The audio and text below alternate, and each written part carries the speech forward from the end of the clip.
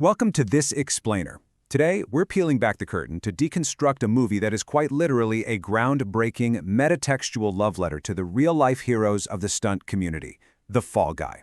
You know, this isn't just your standard Hollywood blockbuster. It is a meticulously crafted Trojan horse.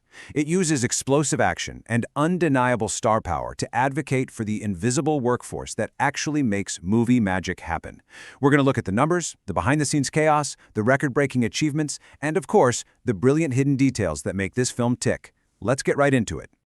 Okay, real quick, here's our agenda. We're going to check out the audience verdict, see how the film elevates the stunt community, dive into the on-set chemistry and chaos, break down the soundtrack of Heartbreak, and finally, hunt for some Easter eggs and wardrobe details. Starting off with Section 1, the audience verdict, where we analyze the initial critical and audience reception. To really understand this film, we have to ground ourselves in how audiences and critics actually responded to this crazy genre-blending action romance. Because think about it, when you try to mash up a rom-com, a Hollywood satire, and a massive stunt spectacle all into one single movie, the reception is gonna be pretty revealing. The objective numbers here show a solid hit across the board. You've got an 87% verified audience score and an 83% from critics on Rotten Tomatoes, which basically tells us that generally people had a really great time. But if you dive into the Reddit threads, well, that reveals a fascinating split in subjective opinions. The numbers alone just don't tell the whole story of how this movie was actually digested by the public. On one hand, you had fans passionately praising the movie as the absolute perfect summer kickoff.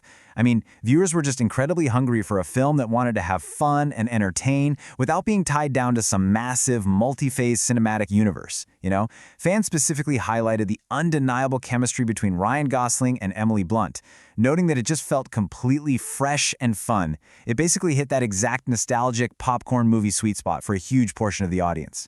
But, conversely, some viewers felt pretty differently. For them, the pacing dragged a bit.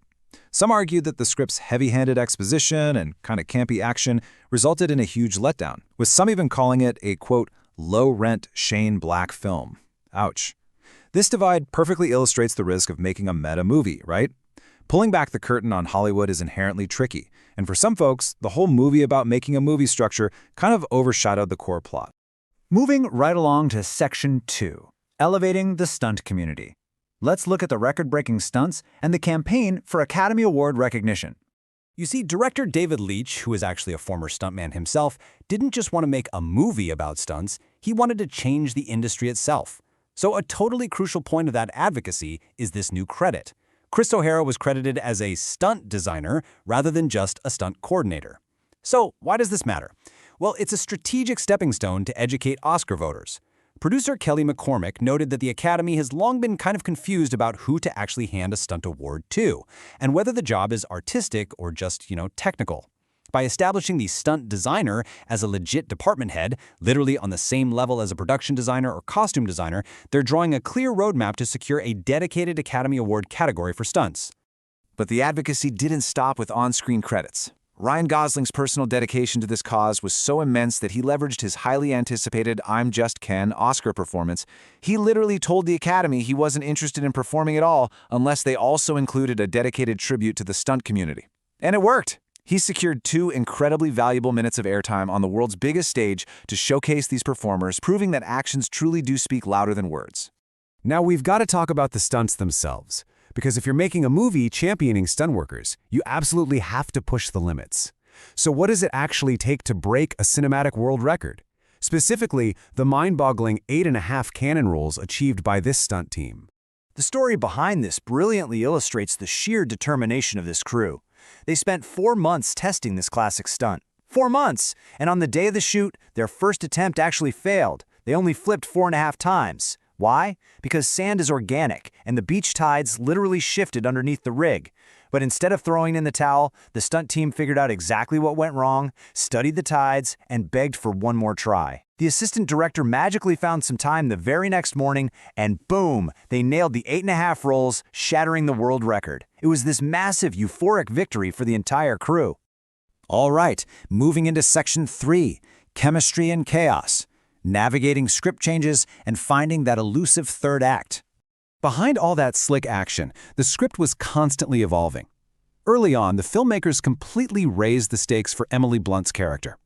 In the original script, her character, Jody Marino, was a makeup artist, which, makes sense since makeup artists work so closely with stunt performers. But they realized they needed more narrative tension. By shifting her to a first-time director, her entire career dream is suddenly jeopardized by the unfolding mystery of her missing leading man. It gave her character massive stakes and perfectly balanced out Gosling's journey. And this shift works so well because Gosling and Blunt were both incredibly giving scene partners. Director David Leitch pointed out that they weren't just showing up and reading lines, they were constantly improvising to elevate each other's performances. Neither actor was trying to selfishly win the scene. Instead, they acted as perfect foils for each other, listening intensely and constantly setting each other up for comedic and emotional home runs. Speaking of chaos, life literally imitated art on this set. So in the film, the fictional crew is struggling because they don't have a third act for their sci-fi epic. Well, guess what? The real production struggled with the exact same thing. They actually didn't have a location for the finale, which completely dictates all the stunt choreography. Producer Kelly McCormick was forced to pitch new endings daily during a month-long hiatus. They were completely stonewalled for weeks until they finally settled on the brilliant meta space cowboy setup that closes out the film. Let's transition to Section 4, the soundtrack of Heartbreak, using glam rock and pop anthems as cinematic glue. Sound design and music were just as chaotic behind the scenes, and some highly specific needle drops ultimately saved the movie's tone.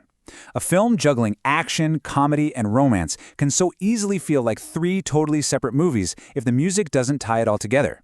Despite heavy studio pushback, like with executives literally arguing that Kiss isn't a good band, director David Leitch insisted on using them. He felt Kiss perfectly balanced the camp and the cool. This track became the vital connective tissue that bridged the movie within a movie, the central romance, and the neo-noir investigation. In fact, composer Dominic Lewis even deconstructed the Kiss theme to use it as Colt Seaver's personal musical motif throughout the whole film. And then there is the unforgettable crying scene in the car. Okay, so on set, they were actually playing a highly emotional Harry Nilsson track to get the actors in the right mood. Gosling was genuinely jet-lagged and totally exhausted, which made his crying both hilarious and, honestly, oddly heartbreaking. But later, in post-production, Kelly McCormick swapped the music to a Taylor Swift heartbreak anthem. She argued it perfectly captured the messy, modern, chaotic love story of Gosling's broken-hearted character in a way that old-school movie romances just couldn't touch. Finally, Section 5, Easter Eggs and Wardrobe, uncovering the hidden details and iconic fashion choices. Let's explore some of the highly specific creative choices that really reward eagle-eyed viewers, because this movie is absolutely packed with layers of affection for both the stunt industry and the original IP. The set design was basically a playground for the cast and crew. You've got those wonderful emotional cameos by Lee Majors and Heather Thomas from the original 1981 TV show right at the end. Then, if you look really closely in the movie star's condo, the post-it notes were actually improvised by the art department and Gosling himself.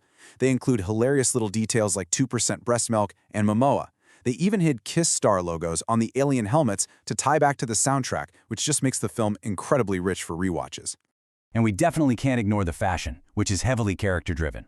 Anchoring Colt Seaver's blue-collar working-class aesthetic are his Red Wing classic mock boots, specifically in the Hawthorne Abilene colorway. These boots are an absolute icon of American workwear, instantly grounding the character in reality. But what's really amazing is that Gosling loved these real-world boots so much, he even wore them during the film's global press tour. It totally blended his real-life persona with the stuntman he portrays on screen. Ultimately, this film was a beautifully disguised Trojan horse for systemic change within the entertainment industry. By wrapping a love letter to the stunt community in a massive, crowd-pleasing summer blockbuster, the filmmakers have forced a conversation that can no longer be ignored. It leaves us to wonder. With new credits like stunt designer and megastars like Ryan Gosling demanding national airtime for these unsung heroes, will the Academy finally step up and give these fearless, record-breaking artists the ultimate recognition they deserve? That is the real question the Fall Guy leaves us with. Thanks so much for joining me on this explainer, and keep looking for the magic behind the movies.